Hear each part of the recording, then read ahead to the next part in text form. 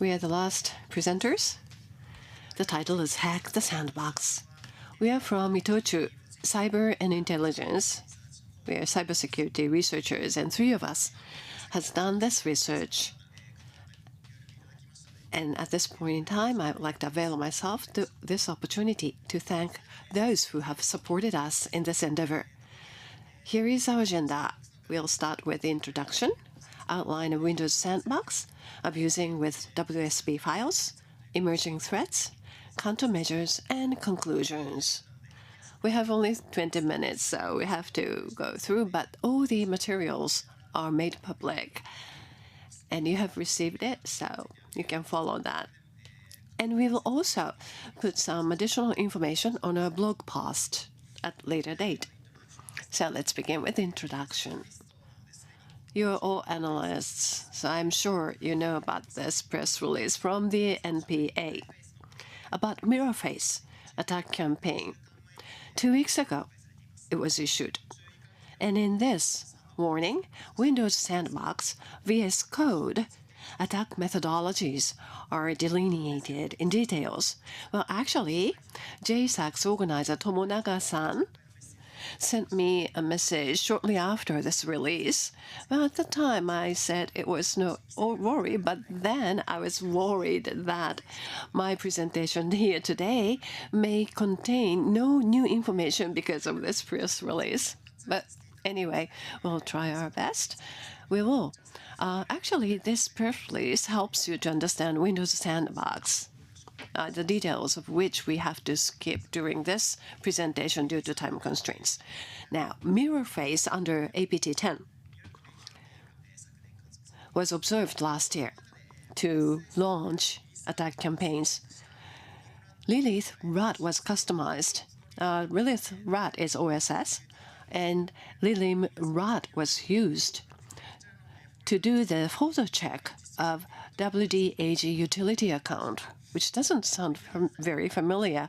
Now, the user actually used in Windows Sandbox by default. Therefore, this suggested the abuse of Windows Sandbox. So, how Windows Sandbox was abused by this APT actor?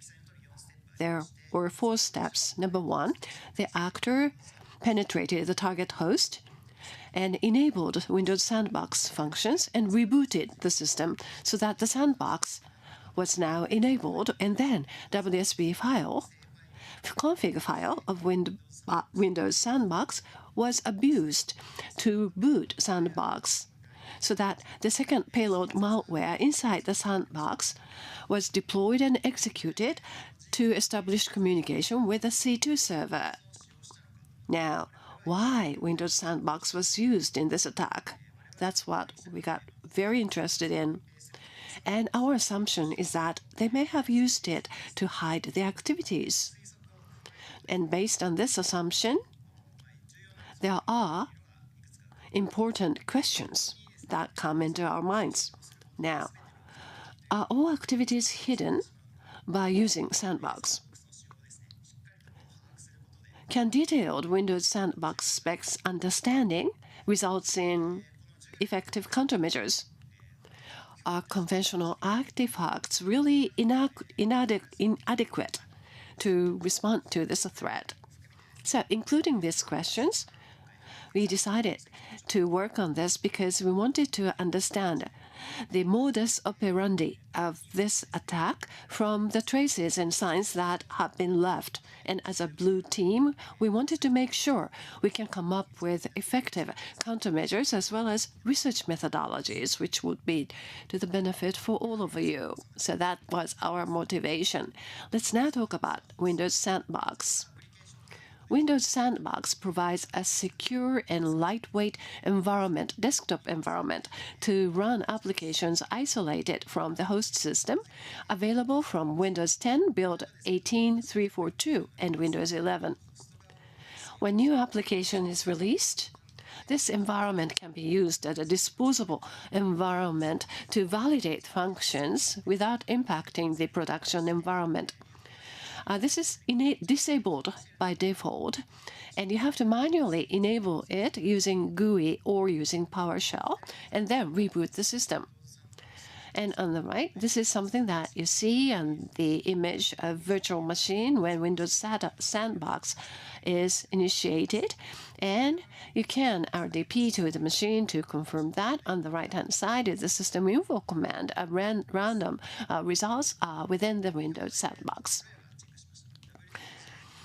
Now, malware was checking WDAG utility account, which is created by default, and it belongs to administrators group.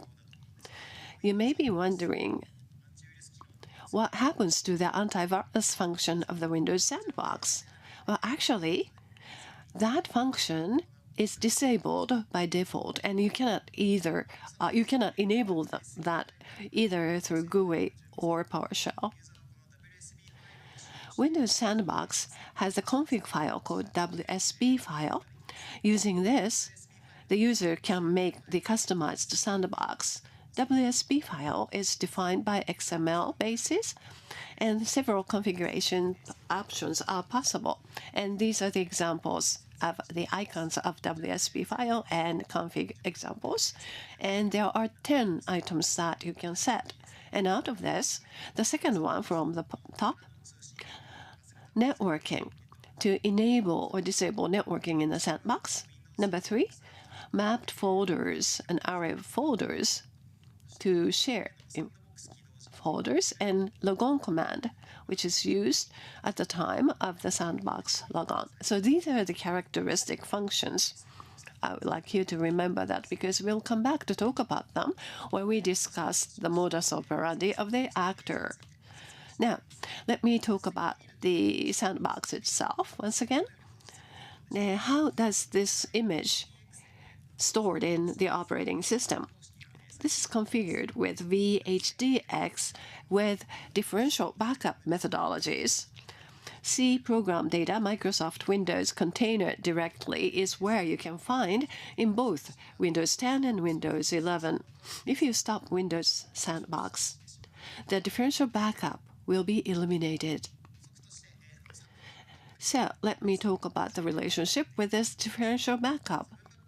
Differential backup is stored in the container folder, and as the sandbox is executed based on the parent image, differential image file is generated on the chain. In order to understand the details, you have to enable Hyper-V and use get VHD command to understand the structure. So that's been the outline of Sandbox. Let's talk about abusing WSB files.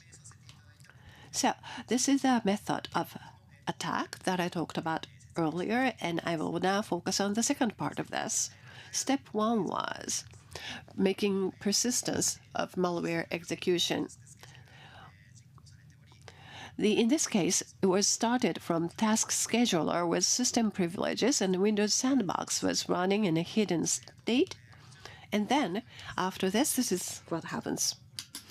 In step 2, when the WSB file is executed, the host holder listed in the configuration file is mapped to the holder in the sandbox, which I've talked about. This allows the sandbox to be accessed, the files on the host side, so that that file on the host holder can be referenced, and that file will be executed at the time of booting according to the logon command settings.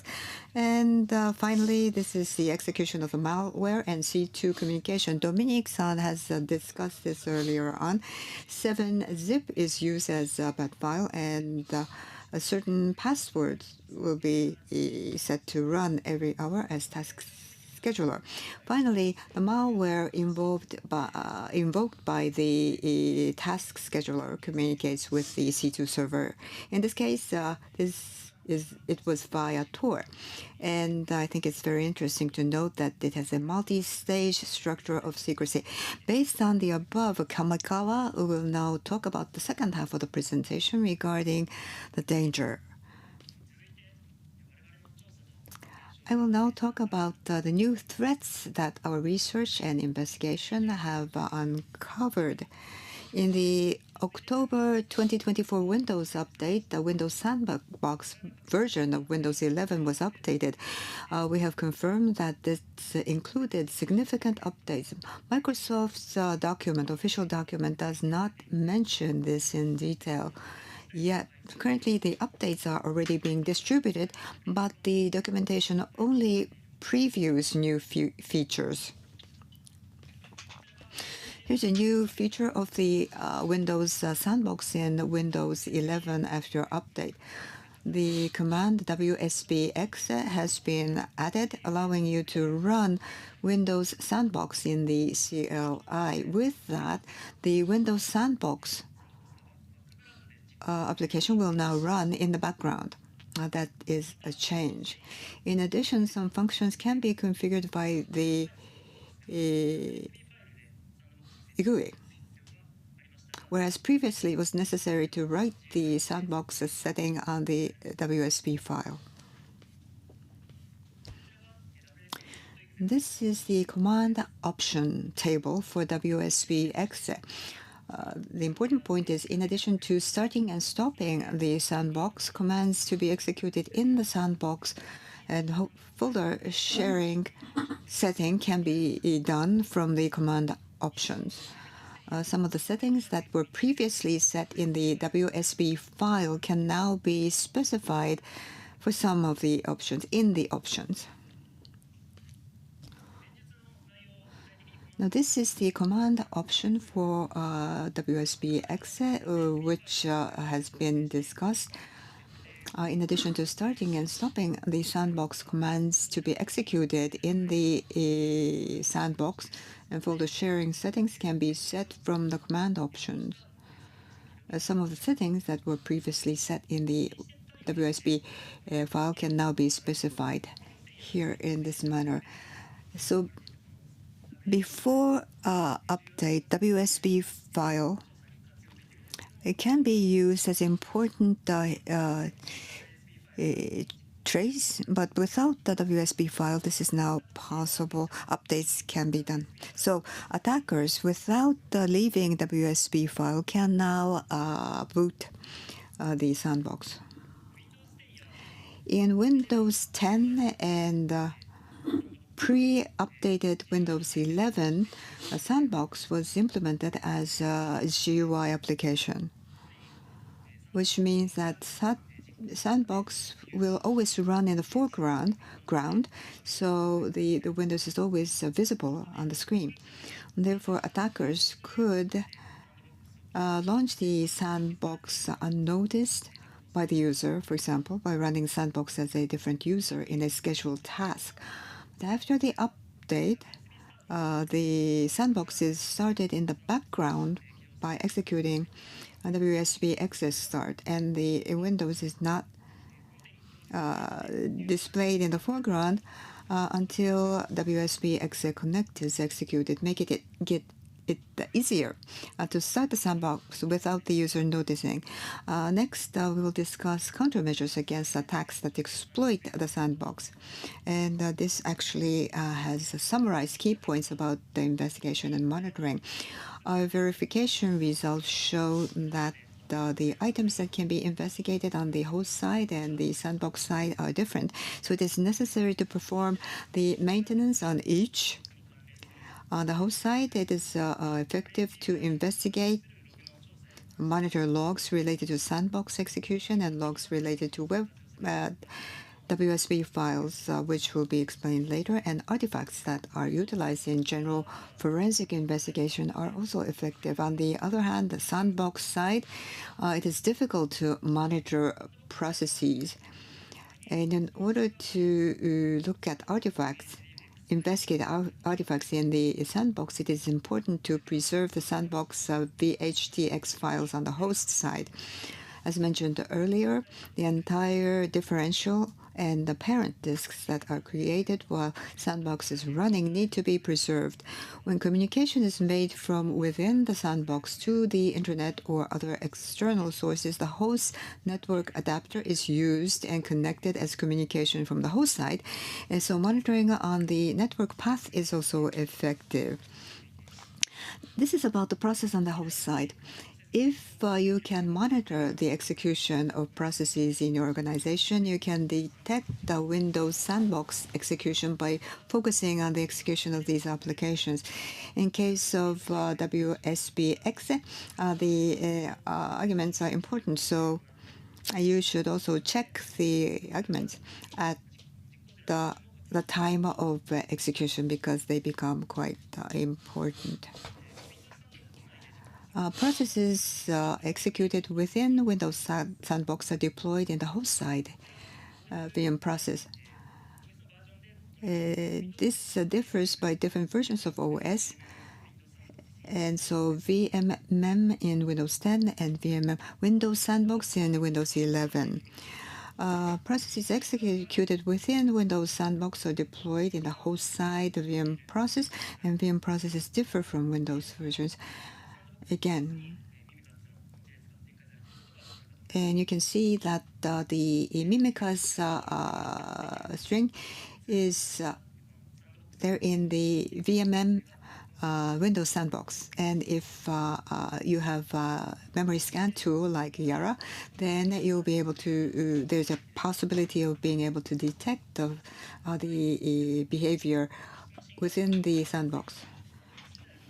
Processes executed within these as you can see, it is important to investigate the artifacts in this table because in Unveiling Sandbox and startup registration, these traces will be there. For details, please look at this. And Hyper-V switch and VM related events, these are quite effective when you look at their logons. Windows Sandbox comprises, by maintaining a chain, by a VHDX can be mounted if chain between the parent and differential is intact.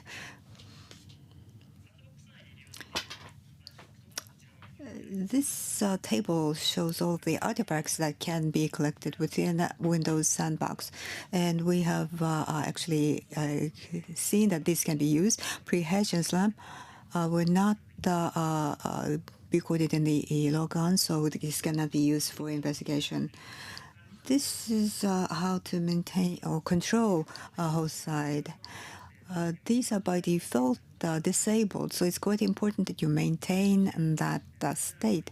So one example is to use the app locker, as you can see, and this can control the execution of the sandbox. If app locker blocks the Windows Sandbox, it will be recorded in the event log, as you can see. And if you have the admin privilege, if there are no problems, it is possible to not provide the privilege, such an admin privilege, to the user.